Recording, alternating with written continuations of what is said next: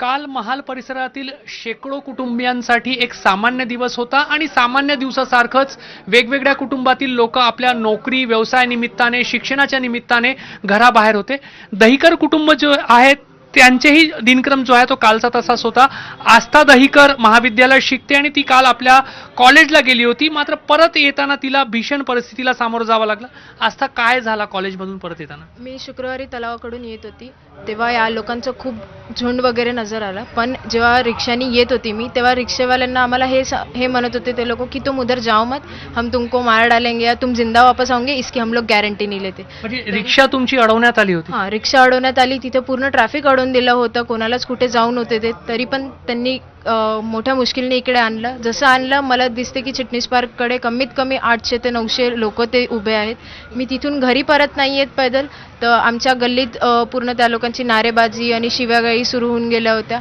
जसं घरात येऊन आम्ही दरवाजा नाही लावत तर त्या लोकांनी तोडफोड करत सुरू होऊन गेली होती। त्या लोकांनी गाड्या तोडल्या, कूलर वगैरे आमचं ओढून घेतलं होतं, टू व्हीलर पाडली आणि भरपूर काही असं डॅमेज आणि नुकसान करत ते लोक शिव्यागाळी करत होते। एक तरुण मुलीची आई, जेव्हा तरुण मुलगी महाविद्यालयात जाते, घरी परत येताना अशी परिस्थिती जेव्हा तुमच्या घरासमोर निर्माण होते, किती तणाव झाला होता काल? भरपूर तणाव होता। मी दर 2 मिनिटाला तिला फोन करत होते, बाळा तू कुठे आहे, तू कशी आहे, तू कुठे आहे, मी तेच करत होते आणि देवाचा धावा करत होते। कालची परिस्थिती खूप बेकार होती, खूप जास्ती। एकदा माझे मिस्टर पण नव्हते, माझे बाबांना आत्ताच हार्ट स्ट्रोक येऊन गेला आणि ते ऍडमिट होते। आतापर्यंत शनिवारीच त्यांना आणलं, त्यांना अजूनही कोणतीच परिस्थिती माहित नाही। समजा त्यांना माहित झालं तर त्यांचा बीपी वाढेल आणि त्यांना नेऊ कशी मी घरी, माझ्या डोक्यासमोर खूप सारे विचार आले होते, खूप भयंकर। दार मी अक्षरशः असं पकडून ठेवलं होतं, घरात कोणीच नव्हतं महिलांशिवाय आमच्या, एक्सप्लेन नाही करता येत त्यात।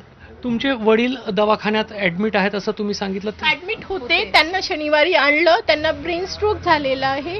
त्यांना डॉक्टरांनी खूप रेस्ट घ्यायला लावली आहे, डोक्याला बिलकुल त्रास तणाव काहीच सिच्युएशन त्यांना सांगायची नाही आहे। सध्या कुठे आहेत ते? आतमध्ये आहे, बेडरूम मध्ये झोपलेले आहे। ते आतल्या खोलीत आहे आणि त्यांना बाहेर काय घडलं ते तुम्ही सांगू शकत नाही? नाही, मी अजिबात पूर्ण म्हणजे सिच्युएशन अशी हँडल केली की त्यांच्या समोर गेली तेव्हा फेस स्माइली होता आणि इकडे जेव्हा आली तेव्हा पूर्ण टेन्शन मध्ये होती।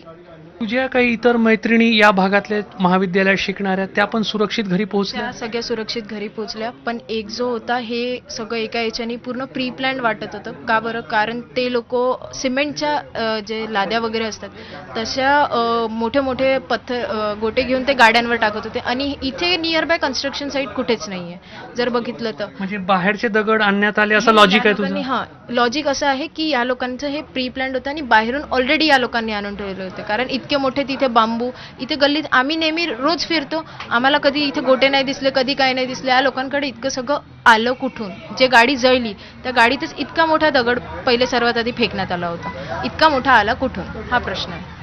आता भविष्यात असं घडणार नाही याची काळजी